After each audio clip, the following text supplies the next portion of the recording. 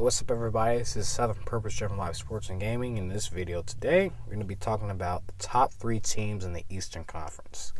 Now, the East is so diverse this year, and everybody knows the reason. LeBron's not there to dominate the conference this year. He went out west, joined the Lakers, and I think that's kind of opened up a lot of confidence in most of the teams that are in the playoffs this year, per se, and just knowing that this year they have more of an even chance, more of a realistic chance of getting out of the conference this year, more than having to go up against LeBron and just LeBron is just a different animal. But now the number one team in the East and the number one team in the NBA, record wise, is Milwaukee Bucks.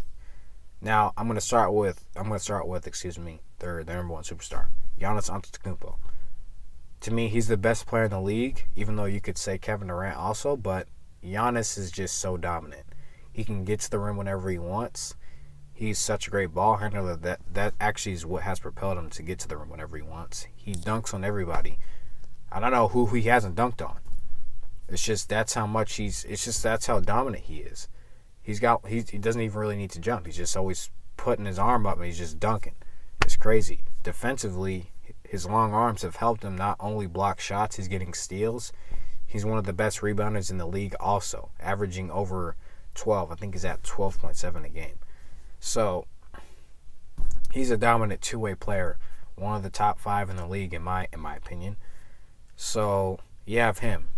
Also, they have, I think, their second best player in Chris Middleton. He's a great shooter and he's a great perimeter defender. So he's also a really good two-way player. And I think him shooting has also helped Giannis in his playmaking. They've played together for so many years that you see a lot of times on the fast break, Giannis is always hitting him on a catch and shoot three coming off the break. He's always hitting him in the corner for 3-point shots. So those two together, that's actually a really good combo. Their point guard, Eric Bledsoe, he's a great perimeter defender. He's actually shooting better this year. He's getting to the rim. Like I already say, he's great. He's already a great perimeter defender. He's getting a lot of steals. So that also helps him. Their shooting guard, who went down with an injury, sadly, Malcolm Brogdon, he went down with a tear in his plantar fascia, which is a tear in your. I think it's a nerve in your foot. So he'll be back in 6 to 8 weeks. They're saying it might be more close to 6, but that remains to be seen. But he's also a really good defender. He's an excellent shooter. He's shooting over 50% from the field, 40% from 3, 90% from the line. And that's a rare stat line because there's not a lot of guys who have actually shot 50, 40, 90 in a whole season. So he's doing something historic for any player in the league. He's playing great. And it's crazy because when you think about Milwaukee, they don't really have a weakness. They have a lot of length, and they're long defensively. So they're blocking shots, they're getting steals. And that length, to me, if they were making out of the East, is it's good for them if they're going against a Golden State team that is, perimeter-wise, the best team perimeter-wise, even though you could say the Houston Rockets perimeter-wise also are pretty good, but that length can help them contest shots on the perimeter at the rim.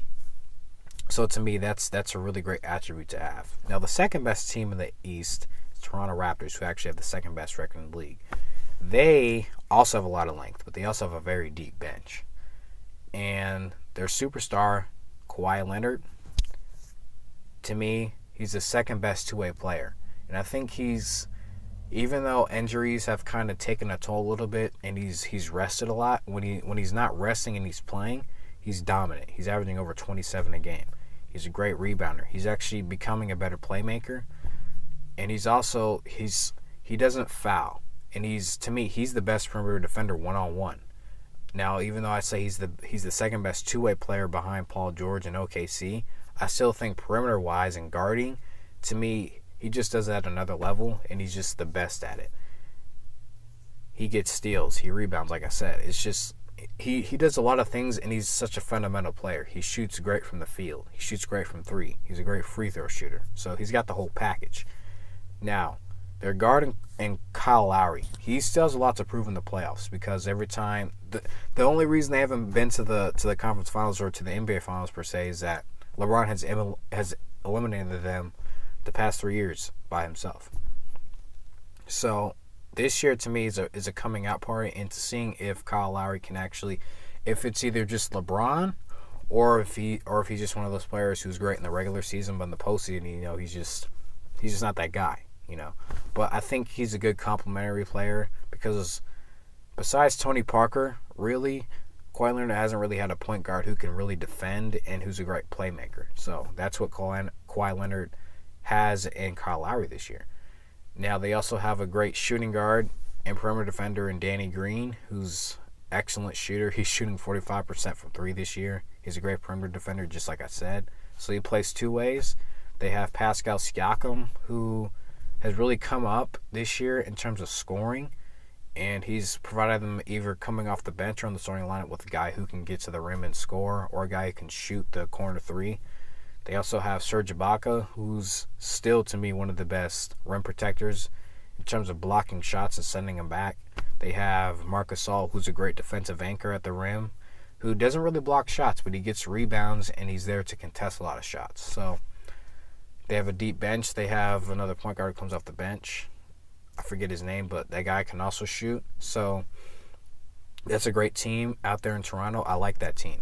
I think they could also make it out of the East. So I will put it between Milwaukee and Toronto. I think those teams are the best. Of course, they're the best 2 teams in the East, but those are the teams I would pick automatically to make it out. But this third team in the East, the Philadelphia 76ers, you can't sleep on them. Now, the reason you can't sleep on them is because of their starting lineup. And you got Ben Simmons, you got J.J. Redick, Jimmy Butler, Tobias Harris, and Joel Embiid. Now, what makes Ben Simmons great as the point guard, even though he's 6'10", he's still a point guard, is that he's a great playmaker for his size. Because he's 6'10", he can see over everybody. He sees the court, and he makes the right play about every time. He doesn't turn the ball over that much. He's actually a really good defender. He's a great rebounder just because of his size, but he's also very athletic too. The knock on him, he's not a great shooter. He's not a great free throw shooter. So you can foul him, and it's a good foul, because a lot of times he's not going to make a lot of times he's going to miss 1 or 2 free throws. So it's kind of a pick your poison.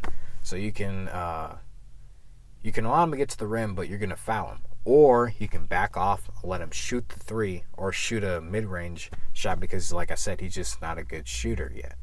That's one thing that if he works on, he can become probably a top 5, top 3 player in the league, is if he becomes a great shooter because he can get to the rim and he's so athletic as that.